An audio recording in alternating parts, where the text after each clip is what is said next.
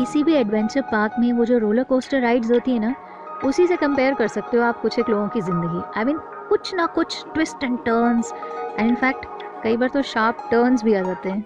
और ऐसे में जो लोग तो जिंदा दिल होते हैं वो तो कहते हैं कोई गल नहीं जी, ज़िंदगी जीने का नाम है, उतार चढ़ाव तो आते रहेंगे। लेकिन कुछ होते हैं जो कि हमेशा यही सोचते हैं कि आसमान से गिरते हैं, खजूर में आके अटक जाते हैं हम।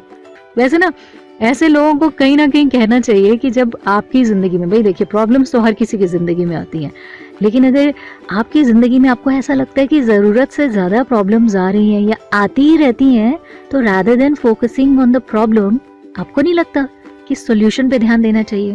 बिकॉज अल्टीमेटली रिलीफ तो आपको सोल्यूशन से मिलेगा ना। ये थोड़े ना प्रॉब्लम के बारे में बार बार किसी कीर्तन की तरह आप उसे गाते जाओ। एक बार एक व्यक्ति कार से सफ़र कर रहा था। रास्ते में एक नदी पड़ी और वो आहिस्ता से उसके ऊपर बने पुल को पार करने लगा। अचानक से उसकी गाड़ी का पिछला पहिया पंचर हो गया।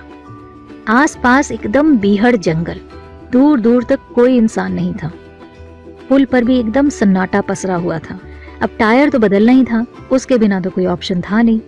वो अपनी कार से उतरा और दूसरा टायर और कुछ औजार निकाले और पंचर हुए टायर को खोला। जब टायर लगाने लगा तो उसकी ठोकर से उसके पहले वाले पहिए के चारों जो नट बोल्ट्स थे वो पास ही में बहरी नदी में गिर गए। एक तो वैसे ही प्रॉब्लम थी और ऊपर से दूसरी और खड़ी हो गई, और वो भी उस पहली वाली से ज्यादा बड़ी।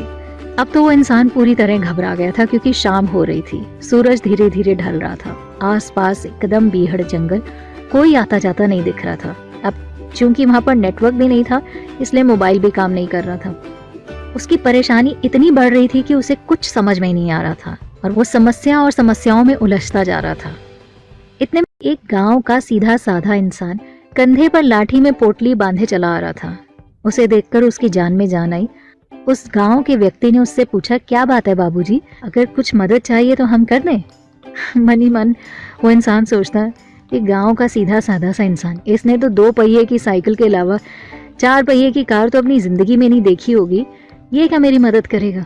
कोई ट्रक गाड़ी वाला कोई आसपास से गुजर रहा होता, वो शायद मेरी मदद कर भी पाता।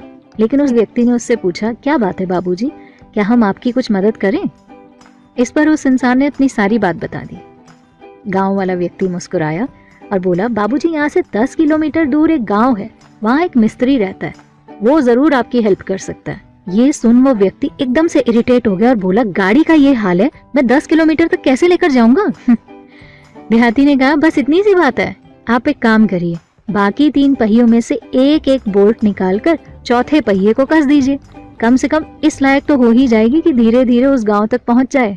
जिस व्यक्ति को वो इंसान देहाती गांव का सीधा साधा इंसान समझ रहा था, उसकी बात सुनकर वो दिल ही दिल में शर्मिंदा हो गया और बोला, अभी तक ये बात मेरे दिमाग में क्यों नहीं आई थी? और बोला, भाई साहब मुझे माफ़ कर दीजिए, मैंने आपको कुछ और समझा था, लेकिन आपको नहीं पता कि आपने मेरी इतनी बड़ी समस्या का समाधान कर दिया। पता नहीं क्यों मेरे दिमाग में ये बात क्यों नहीं आई, और न जाने मैं कितने सालों से गाड़ी ड्राइव कर रहा हूँ। इस पर वो देहाती इंसान बोलता, बाबूजी आपको ऐसा करने का ख्याल इसलिए नहीं आया क्योंकि आपका सारा ध्यान समस्या में उलझा हुआ था, आप समाधान की ओर तो सोच ही नहीं पा रहे थे। एक लाइन में उस गांव का सीधा साधा इंसान इतनी बड़ी बात बोल गया।